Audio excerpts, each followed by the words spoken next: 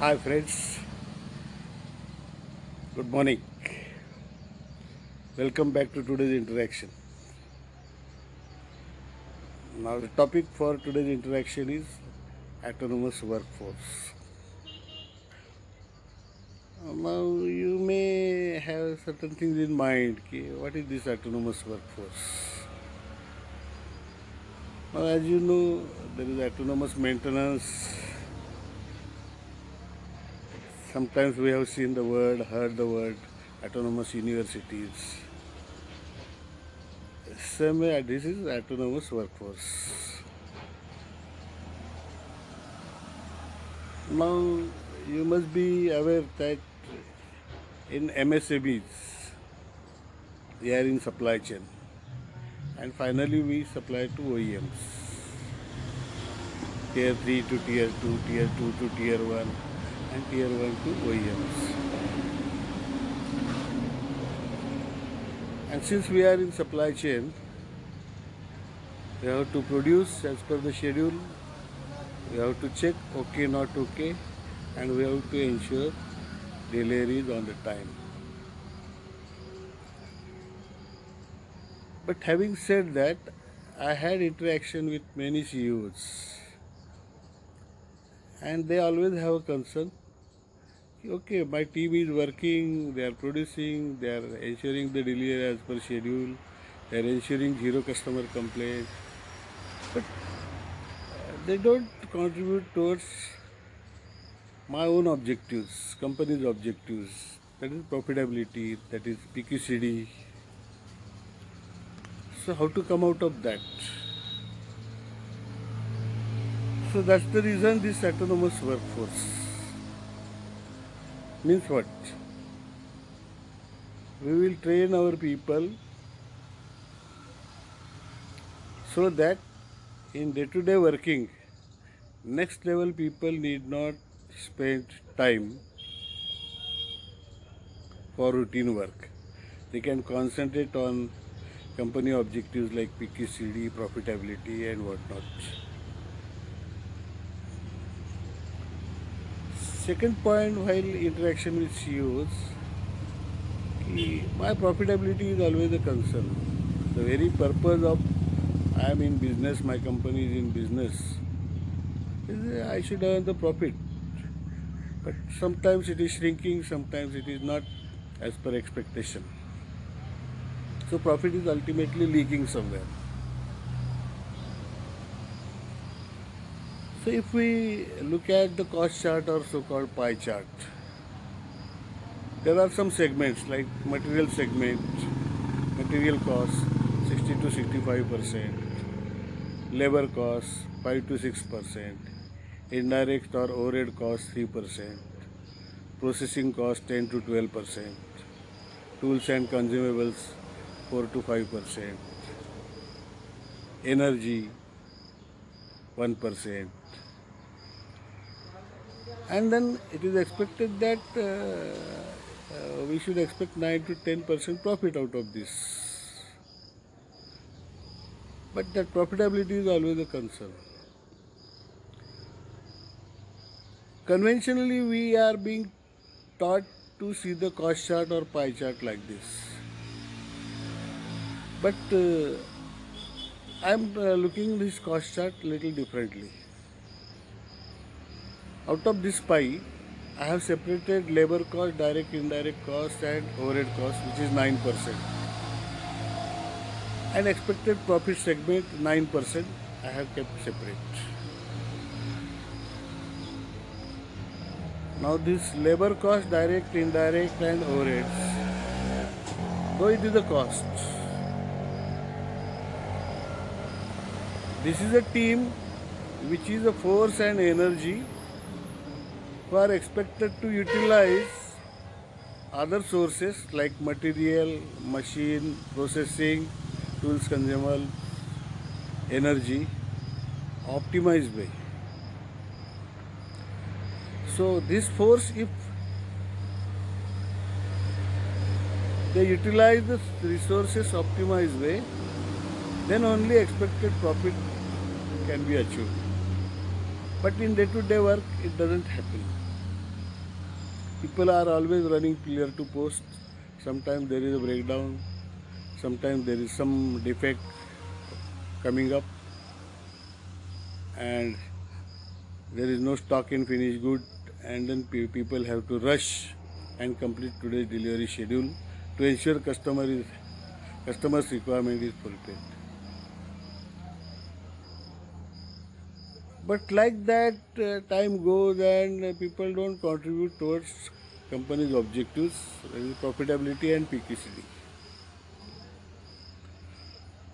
Now, if we have to make it happen, we have to look at our workforce as an autonomous workforce. That's how this autonomous workforce terminology has come. The shop floor team, like production operator, first line engineers, supervisors, line final inspectors, maintenance fitters, tool room fitters, and some support functions, they are expected to do their routine work without anybody's help. They are trained and empowered like that, and they do the routine work. If this happens, then next level people can have spare time, and then they will be in position to focus on PQCD of the company, the yearly objectives, profitability, system in place, and they can address the chronic issues. Sporadic issues can be addressed by the autonomous force, and chronic issues can be addressed by this next level people, so-called functional heads, production head, quality head, maintenance head, and so on. Okay, how to develop this autonomous workforce? So, in our training, we have three divisions. One is knowledge topic, another is skill topic, and third is attitude topic. For example, production operator. What are the knowledge topics? What is the product? What are the critical dimensions? What is the productivity norms? What is the standard operating procedure? How to do daily CLRIT? Importance of that. How to take care of 4M1T conditions, IPO. How to control engines. And how to do the Kaizens. These are the knowledge topics. What are the skill topics? How to handle the machine, how to do loading, unloading, and checking of the job, how to give offset, how to change the insert, how to do the setup change, how to practice 5S, how to control NG products. These are the skill product topics. Along with production and skill topics, equally important is attitude topics. And these attitude topics, we have to train our people. What is our company? What is its vision? What is mission? What are yearly objectives? How to look at PQCD in your day-to-day work? How to look at production loss, cost loss, and how to improve upon that? How to do the Kaizens? How to do Viva analysis? How to participate in TPM circle? So, with this training, attitude along with knowledge and skill.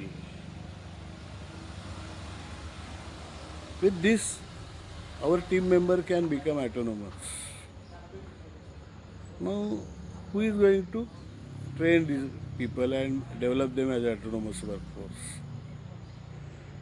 According to me, the leadership position people in the structure means functional heads, production head, quality head, maintenance head, tool room, engineering, PPC.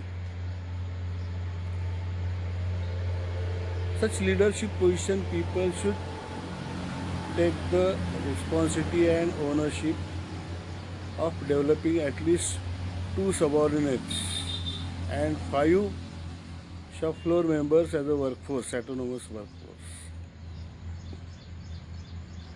It should become a part of their yearly objectives, development of the people as an autonomous workforce. And for that, we should have mentor-mentee network understanding. Each leader will take the responsibility to develop at least 7 to 8 people. And accordingly, he will conduct in-house trainings to improve knowledge, skill, and attitude of the people in the shop floor. Once we move forward in this direction, then what should be the operational organization structure? I will say it can be a hybrid organization structure. An autonomous workforce member can have 2 reporting channels. One channel is autonomous workforce reporting to production leader, and they are doing their daily work. If at all there is any breakdown, he immediately attend, the fitter will immediately attend. If at all there is 4M1T condition abnormalities, the team will immediately attend. They will not wait for some senior people to give the instructions. So their job is to do the routine work, fix the abnormalities, take care of 4M1T conditions, and do the production as per norms, and address the sporadic issues.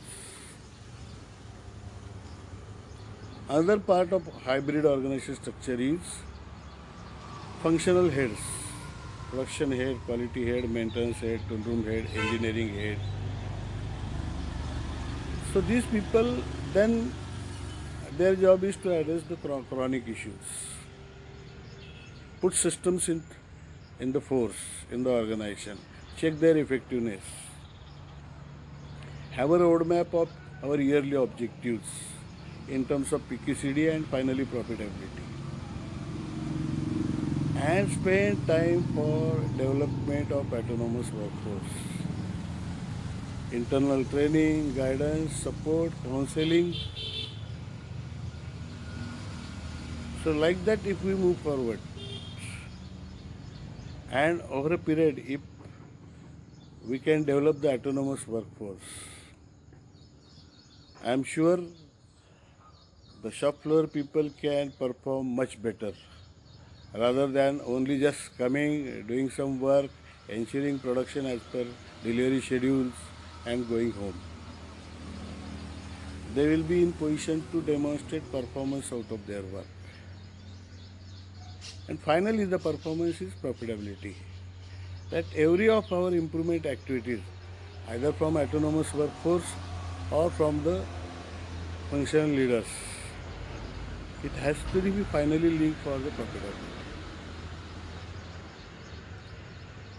Second reason is, now due to Corona, we got a good opportunity to make Chinese product in India and supply across the world.